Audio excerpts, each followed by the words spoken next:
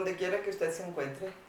En esta ocasión vamos a considerar de fondo el asunto de lo que significa tener el señorío de Cristo sobre nuestra vida. Porque yo repito constantemente que la respuesta a la pregunta, ¿quiénes serán arrebatados? ¿Quiénes forman parte del sector de la iglesia que va a ser arrebatado?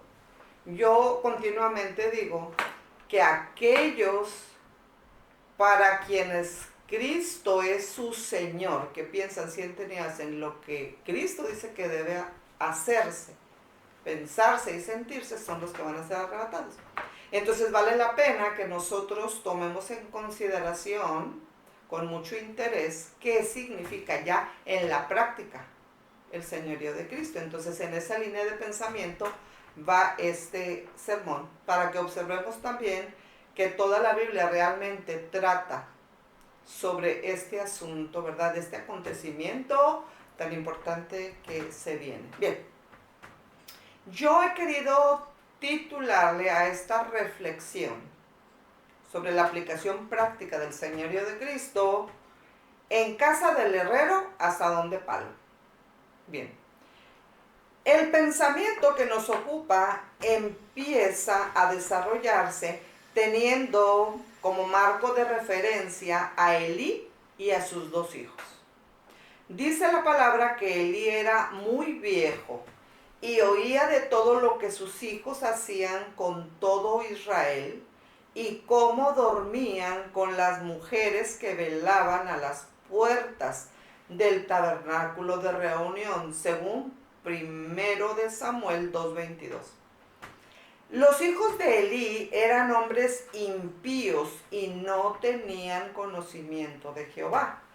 Y era costumbre de los sacerdotes con el pueblo que cuando alguno ofrecía sacrificio, venía el criado del sacerdote mientras se cocía la carne, y trayendo en su mano un garfio de 3 dientes, lo metía en el perol, en la olla, en el caldero o en la marmita, y todo lo que sacaba el garfio, el sacerdote lo tomaba para sí. De esta manera hacían con todo israelita que venía a Silo. Asimismo, antes de quemar la grosura, venía el criado del sacerdote y decía al que sacrificaba: da carne acá para asar para el sacerdote, porque no tomará de ti carne cocida, sino cruda. Y si el hombre le respondía: quemen la grosura primero y después toma tanto como quieras, él respondía: no, sino dámela ahora mismo. De otra manera yo la tomaré por la fuerza. Era pues muy grande delante de Jehová el pecado de los jóvenes, porque los hombres menospreciaban las ofrendas de Jehová, según 1 de Samuel 2, del 12 al 16. Hay varios puntos que tenemos que tomar en consideración y aquí está uno de ellos. Es evidente en la palabra del Señor una diferencia muy marcada entre el caso de Elí y el caso de Samuel. Dios lanza una pregunta directa a Elí y le dice: ¿por qué habéis hollado mis sacrificios y mis ofrendas, que yo mandé ofrecer en el tabernáculo, y has honrado a tus hijos más que a mí, engordándoos de lo principal de todas las ofrendas de mi pueblo Israel? 1 de Samuel 2:29. La Biblia es clara en marcar que los hijos de Elí no tenían conocimiento de Jehová, según 1 de Samuel 2:12. Y les dijo Elí a sus hijos: ¿por qué hacéis cosas semejantes? Porque yo oigo de todo este pueblo vuestros malos procederes. No, hijos míos, porque no es buena fama, perdón, la que yo oigo, pues hacéis pecar al pueblo de Jehová. Si pecar el hombre contra el hombre, los jueces le juzgarán. Mas si alguno pecare contra Jehová, ¿quién rogará por él? Primero de Samuel 2, del 23 al 25. Elí les llamó la atención. Fue consciente del error, pero percibir el error es una parte solamente. Hay cosas más profundas que solamente llamar la atención. Y aquí viene un segundo punto importante de referencia sobre el tema que nos ocupa.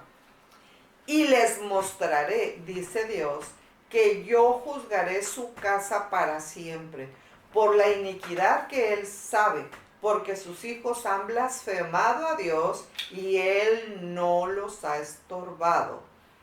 ¿Qué de nuestras pertenencias, hábitos, costumbres, palabras, dichos, modo de vestir, modo de caminar, ha blasfemado a Dios y nosotros lo sabemos y no lo hemos estorbado?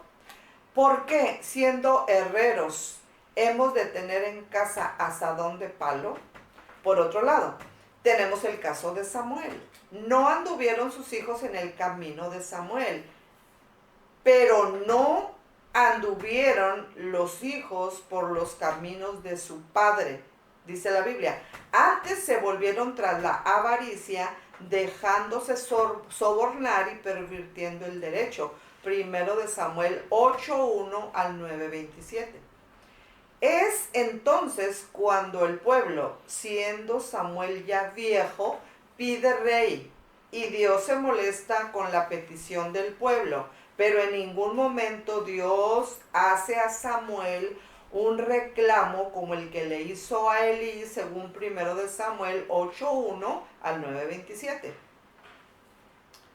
Vayamos a otro punto de reflexión.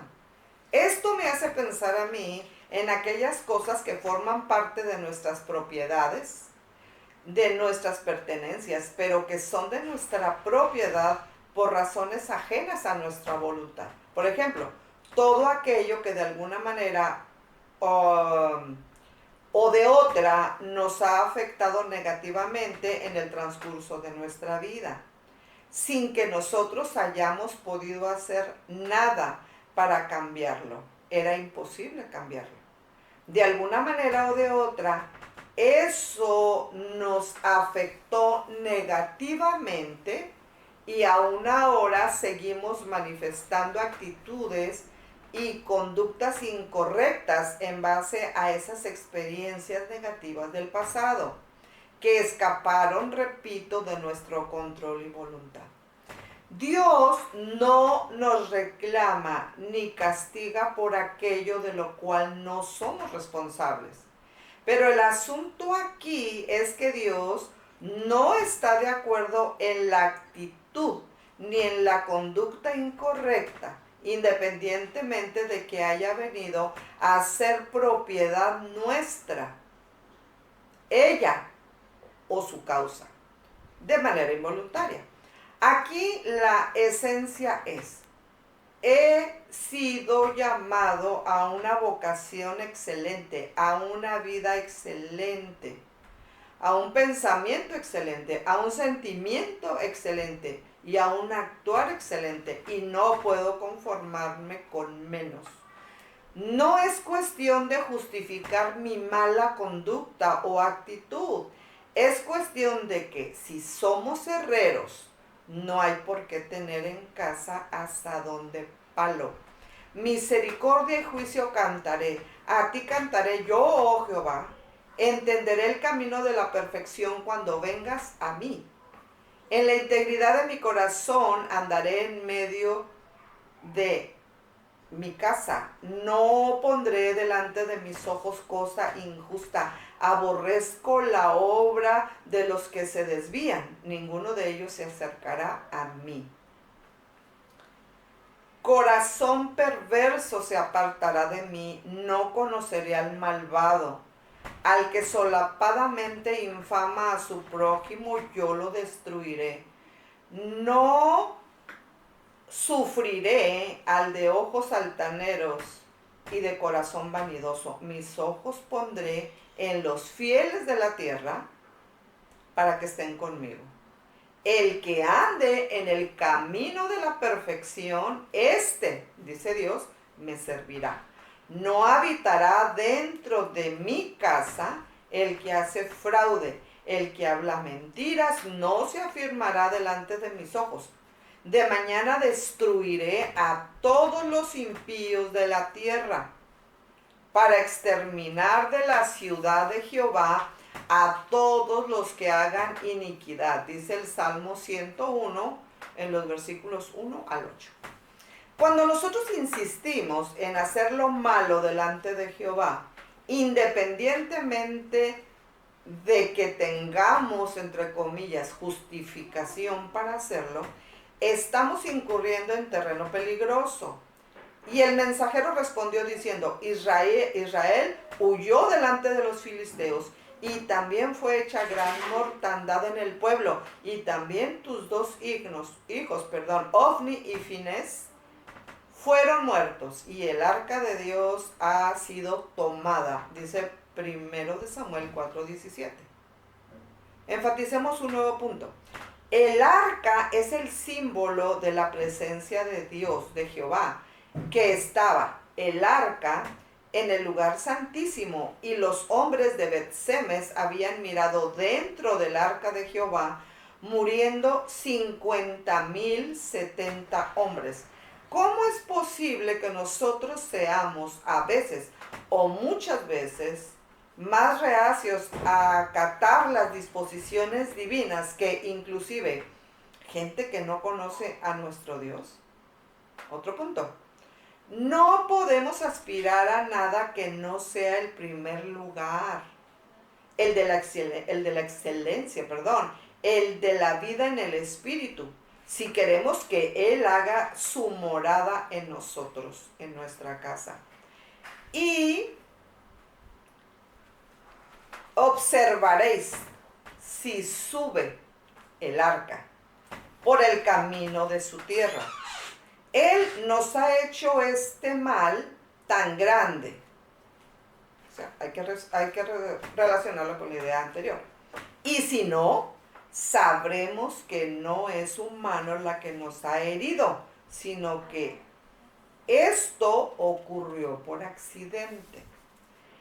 El mal, grande, regular o pequeño, pero al fin el mal que sufres ahora o la pérdida que sufres ahora, lo que te lastima ahora, lo que te duele ahora, lo que necesitas ahora, lo que anhelas y nunca logras tener. ¿Es accidente o es que es humano la que te ha herido para que entiendas que siendo herrero no tienes por qué tener en casa hasta donde paló? No hay otro camino aparte de la excelencia. Puntualicemos lo siguiente. No me es fácil, ni agradable, ni deseable imaginarte a ti ni a ninguno de nosotros, por ejemplo, en un lugar con una revista pornográfica en tu mano, o haciendo actos inmorales en la calle o en tu propia casa. Pero me parece que a veces, consciente o inconscientemente, caemos en el error de darnos fragmentados para Dios. Los elementos constitutivos de una persona son intelecto, sentimiento y voluntad. Cuando digo que nos damos fragmentados para nuestro Dios, digo que o le damos uno o dos de los elementos ya mencionados, intelecto, sentimiento y voluntad, o bien le damos los tres pero incompletos. Los tres o alguno de ellos. Jesús dijo al joven rico, si quieres ser perfecto, anda, vende todo lo que tienes y dalo a los pobres y tendrás tesoro en el cielo, y ven y sígueme. En otras palabras, no te me entregues fragmentado, sino completito. en esta hora Jesús también se acerca a cada uno de nosotros y nos dice, el que ande en el camino de la perfección, este me servirá. Y tú, hijo mío, dijo David a Salomón, primero de Crónicas 28:9, reconoce al Dios de tu padre, un acto que involucra el intelecto. Pero eso era solo una parte del requerimiento que David hacía a su hijo Salomón. Y sírvele con corazón perfecto y con ánimo voluntario. En esta segunda parte del verso vemos implícitas las dos partes restantes de los tres elementos básicos que definen a una persona como tal: intelecto, sentimiento. Al aludir al corazón perfecto pudiera ser, aunque corazón podría de hecho tener una connotación más amplia, y voluntad al aseverar con ánimo voluntario. Es decir, un ánimo que implica una voluntad puesta en práctica. ¿Qué tenemos en nuestras vidas que no está dando gloria a Dios? ¿Qué tenemos en nuestras mentes que no está honrando a Dios? ¿Qué pensamos? ¿Qué hacemos? ¿Qué cosas de nuestras pertenencias no honran a Dios? ¿Qué tenemos entre nuestras posesiones, pensamientos, hábitos, actitudes que no dan gloria a Dios? Cada uno de nosotros hemos sido llamados a la excelencia y no podemos conformarnos con menos. Siendo herreros, no tenemos por qué tener en casa asadón de palo. Enfaticemos la siguiente idea. Cuando Dios le dice a Elí que ha honrado a sus hijos más que a él, existe la implicación de que también él, es decir, Elí, se había estado engordando de aquella carne mal conseguida. La Biblia especifica que Elí era ya de edad avanzada, tenía 98 años. Sus ojos se habían oscurecido de modo que no podía ver. Había juzgado a Israel durante 40 años. Posiblemente esto contribuyera para que él ya no tuviera mucha energía para tener control sobre los actos de sus hijos. Sin embargo, el hecho de que sus hijos no tuvieran conocimiento de Jehová me hace pensar y preguntarme si en los años de fuerza y vigor de Elí, él se preocupó por educarlos en el conocimiento de Jehová. Y obviamente, aquí no estoy hablando solamente de que, por ejemplo, solo los haya hecho memorizar textos sagrados, sagradas escrituras, sino que hubiera estado trabajando en ellos en un proyecto de vida. La palabra del Señor en Jeremías 22:16 dice, Él juzgó la causa del afligido y del menesteroso, y entonces estuvo bien. ¿No es esto conocerme a mí?, dice Jehová. El caso de Samuel es un caso en el cual es notorio que los hijos decidieron por el mal camino. En este caso no hubo ningún reproche ni castigo de Dios al respecto cuando le habla a Samuel.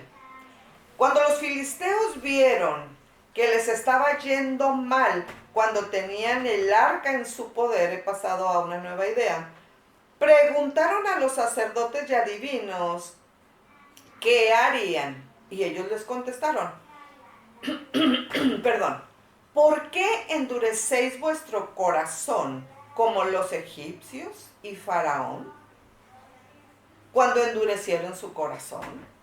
Después que los había tratado así, ¿no los dejaron ir y se fueron?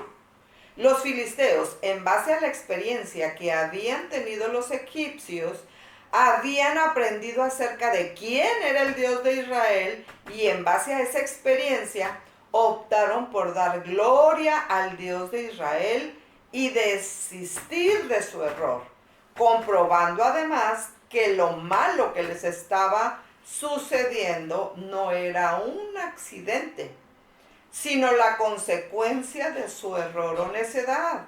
Y qué curioso que hasta las vacas se fueron derechito, sin apartarse ni a derecha ni a izquierda, sin cometer error. Seguían camino recto.